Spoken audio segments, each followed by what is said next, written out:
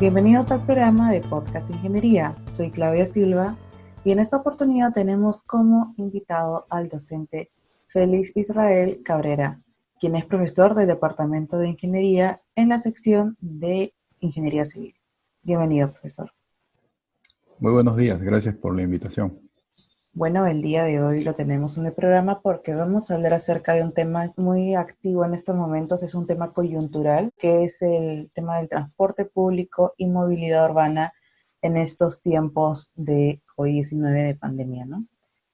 Bueno, como todos estamos experimentando, ya ha acabado la cuarentena y en algunos espacios de trabajo ya se está teniendo que movilizar y ir a los centros de trabajo, ¿no? Lo cual ha traído también como consecuencia el hecho de que nuestro transporte público, que no es el más óptimo en realidad, ahora todos estamos reactivando este sector, ¿no? Entonces, particularmente en el transporte público, ¿cuáles son los problemas que más ha identificado en ese entorno? Bueno, los problemas del transporte público vienen desde antes de la aparición de la pandemia. Entonces, ahora que ya se están reactivando las actividades económicas y que necesitamos volver al trabajo, es claro que los problemas van a continuar. ¿Y cuáles eran? Primero, una falta de oferta en cuanto a un servicio de calidad, con transporte público integrado, con mucha informalidad, sistemas que consideraban los colectivos y que ahora nuevamente aparecen, sistemas basados en combis, basados en clústeres, y con un intento de sistema adecuado con el metropolitano y el tren, pero que están eminentemente saturados, ¿no? Entonces ahora se pide que exista el distanciamiento social, pero cuando el transporte público no está preparado, entonces eso es prácticamente imposible de cumplir. El 75% de los viajes o 80% de los viajes se realizan en transporte público. Entonces, las personas que tienen que ir a trabajar van a seguir utilizando las combis, van a seguir utilizando las coasters, y además los operadores, el chofer o el cobrador, también dependen o ganan por la cantidad de personas que transportan. Entonces, pedirles a ellos que lleven las unidades a la mitad de la capacidad con personas solamente sentadas, es como pedirles prácticamente de que no consigan los recursos necesarios, ¿no? Entonces, en realidad el sistema de transporte público ha tenido ya serios problemas hasta antes de la pandemia. Y al igual que el sistema de salud, al igual que el sistema de educación. Y ahora los problemas van a observarse en la misma dimensión, ¿no? Van a seguir siendo los mismos problemas, solo que el agravante ahora es que no se puede contar con el distanciamiento social dentro de las unidades, ¿no? Claro. Entonces, creo que la situación va a ser prácticamente la misma a la que existía antes, pero desde un punto de vista de salud aún más agravado, ¿no? Ok, identificamos que hay estos problemas, ¿no? Que vienen existiendo, pero frente a esta problemática, a esta deficiencia del transporte público que ha iniciado el gobierno nacional y local para evitar o reducir estos contagios en el transporte público. Bueno, las iniciativas han sido básicamente orientadas a lo que es el uso de la bicicleta, ¿no? El Ministerio de Transportes, la Autoridad de Transporte Urbano, la ATU, están pensando en incentivar la construcción o en la adecuación de 300 kilómetros de ciclovías en la ciudad. Uh-huh. Están trabajando con algunos gobiernos municipales, más o menos 20 municipalidades, tampoco son todas las municipalidades de Lima. El gobierno local, también la municipalidad metropolitana, también está tratando de impulsar el uso de la bicicleta a través de las ciclovías emergentes, les han llamado. Algunos ejemplos están en la avenida Tupamaru y también, si mal no recuerdo, es Francisco Pizarro, perdón. Pero el detalle va en que hay que analizar si las dimensiones y la ubicación de estas ciclovías es adecuada y también de cuál va a ser su efecto posteriormente a la pandemia, ¿no? Se puede pensar de que solamente poner ciclovías consiste en poner conos en las vías o separar un espacio o un carril para las ciclovías, pero eso no necesariamente es suficiente, ¿no? Hay que hacer todo un análisis técnico que nos lleve a ver que efectivamente funcione, ¿no?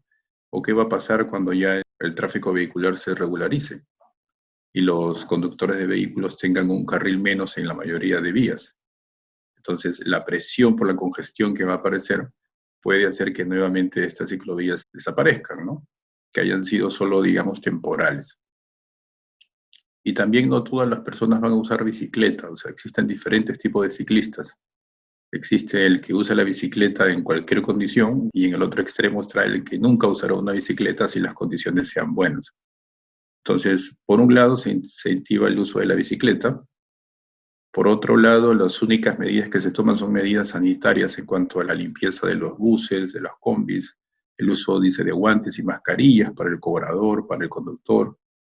Pero estamos viendo en los diversos canales de televisión de que no es así, ¿no? Que no existe el aislamiento social dentro de las unidades, la separación adecuada y que tampoco se cumplen con todos estos requisitos. También se está pidiendo a las empresas que traten de dar una movilidad particular a sus empleados, ¿no? Pero eso es una medida que solo es una sugerencia y por lo tanto no todas las empresas van a adoptarla, ¿no? Y más aún en un contexto donde la mayoría de empresas está en una situación económica peligrosa, digamos, ¿no? Están tratando de subsistir. Entonces, las medidas que se dan solamente están orientadas más desde un punto de vista de salud, pero en la realidad es muy difícil de que eso se cumpla, ¿no? También podríamos decir que aumente el número de unidades en el metropolitano, por ejemplo, ¿no? Que pase con un montón de buses cada 2 minutos, pero en términos técnicos eso no es posible, ¿no?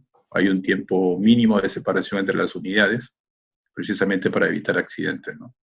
Entonces, no hay más que se pueda hacer en ese sentido, solamente dar algunas recomendaciones y, bueno, tratar de incentivar la bicicleta, pero también no es que la bicicleta se va a usar para hacer un viaje desde el cono norte hasta Villa El Salvador, por ejemplo, ¿no? La bicicleta tiene un rango limitado y por lo tanto no será pues la medida que paliará todo el problema, sino simple y llanamente será una medida complementaria que en algo puede ayudar, pero que no resuelve el problema.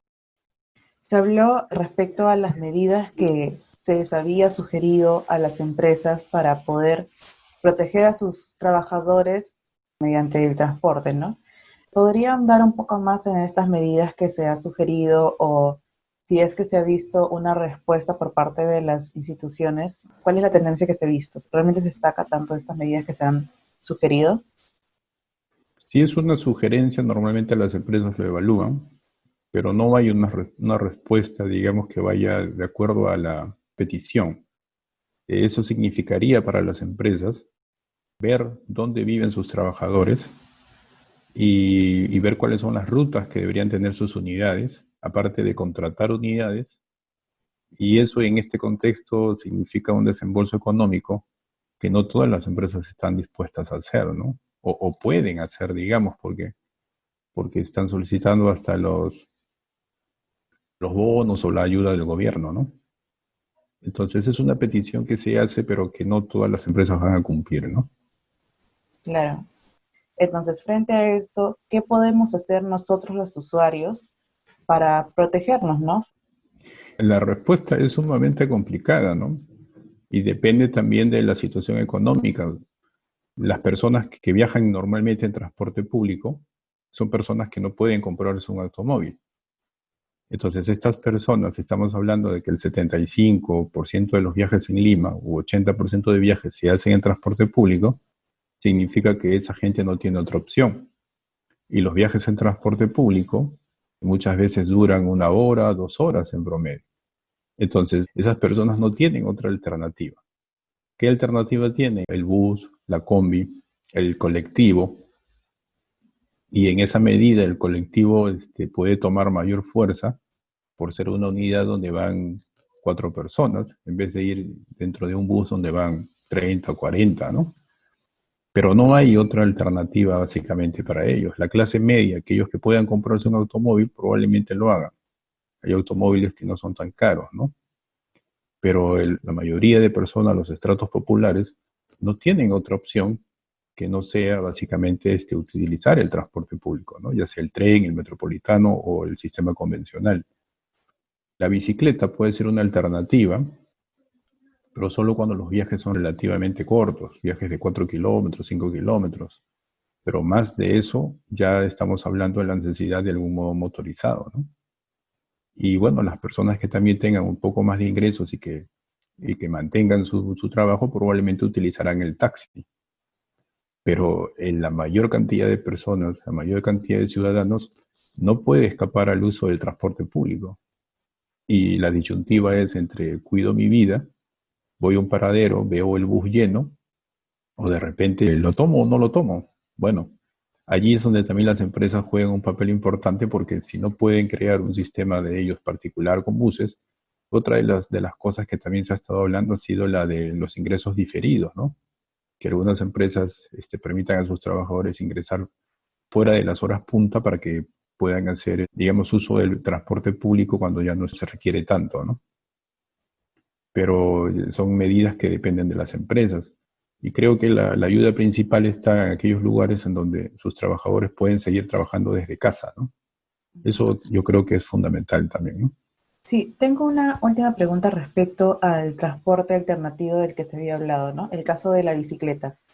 El caso de la bicicleta es algo que la implementación de carriles, infraestructura adecuada para el uso de bicicletas es algo que se viene arrastrando desde hace muchos años, ¿no? Entonces, frente a todo este contexto, ¿considera posible de que estas infraestructuras se conviertan en permanentes alrededor de Lima? ¿Considera que es un cambio que se puede lograr a largo plazo o solamente ha analizado de que esta implementación es momentánea?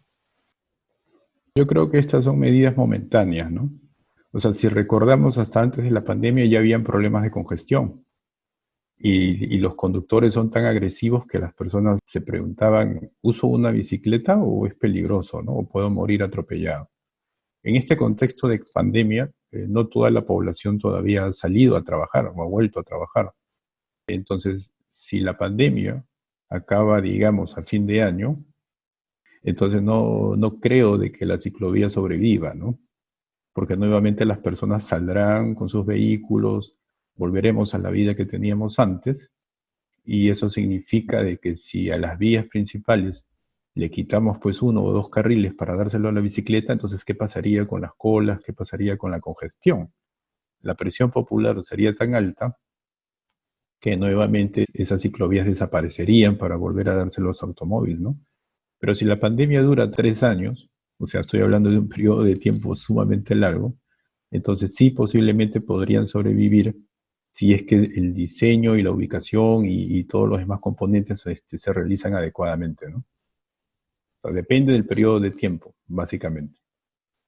Entonces, considera de que frente a este contexto hay una oportunidad, una posibilidad de mejorar la movilidad urbana a largo plazo. Es una oportunidad, pero el gran problema que hay en nuestro país y principalmente en Lima son los cambios de autoridades. Hace 2 periodos la alcaldesa pensaba en que debemos incentivar la movilidad sostenible, dentro de lo cual estaba la bicicleta, la recuperación de espacio público, ¿no? Más allá de las deficiencias que tuvo ese periodo, se pensaba en la movilidad sostenible. El alcalde anterior era pro construcción de infraestructura, construcción de bypasses. El alcalde de ahora también está ligado más al tema de movilidad, pero con lo que ha ocurrido con la pandemia, prácticamente digamos que su periodo va a ser un periodo neutro. Y el siguiente alcalde que aparezca o alcaldesa, no sabemos cómo va a pensar. Entonces, en realidad, a pesar de que este periodo puede ser una oportunidad, la historia peruana nos muestra de que somos sumamente olvidadizos y no aprendemos y no nos gusta planificar.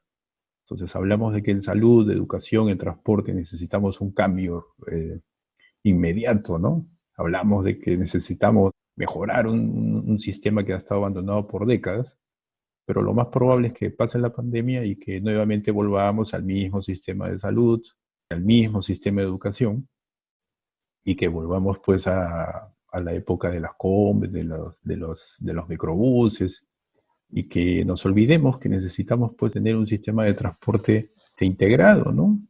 Donde todo conviva, donde los buses, los trenes, teleféricos, tranvías inclusive, puedan crear una red y la gente tenga diferentes opciones para ir de un origen a un destino. Yo la verdad es que soy un poco pesimista al respecto, básicamente por cuestiones históricas, cuestiones sociales, y la falta de planificación y la informalidad que evidentemente es una característica del peruano, ¿no? Bueno, por eso creo que es un poco complicado tratar de vislumbrar qué va a pasar en el corto plazo. Y en el caso de la bicicleta tengo mis dudas de que sobreviva, ¿no? Es un modo complementario, creo yo, pero no puede cumplir la función principal dentro de una ciudad, ¿no?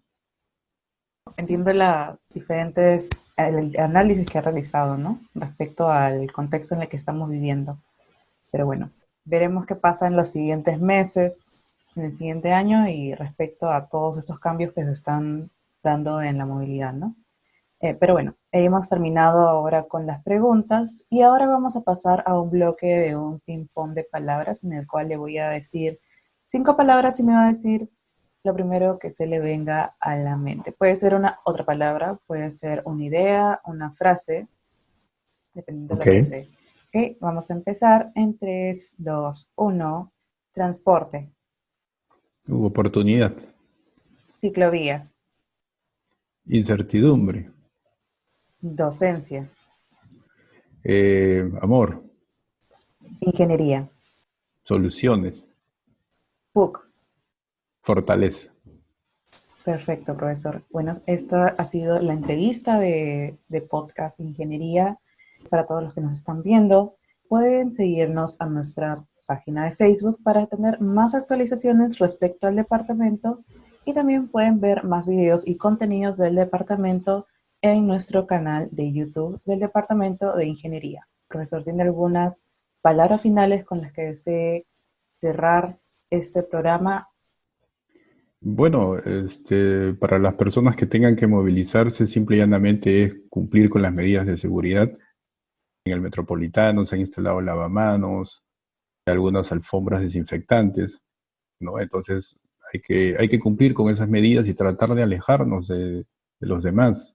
O sea, es una muestra de cariño alejarnos, ¿no? Es decir, no te me acerques, o el hablar poco con el amigo, con el jefe, con el compañero de trabajo, ¿no?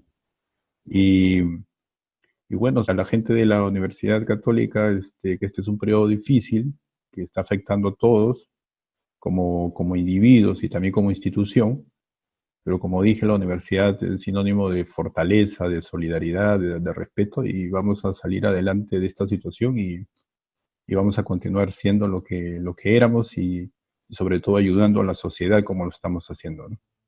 Perfecto, profesor. Muchas gracias por haber aceptado nuestra invitación al podcast Ingeniería. Esto fue Podcast Ingeniería y esperemos verlos en los siguientes programas. Hasta luego.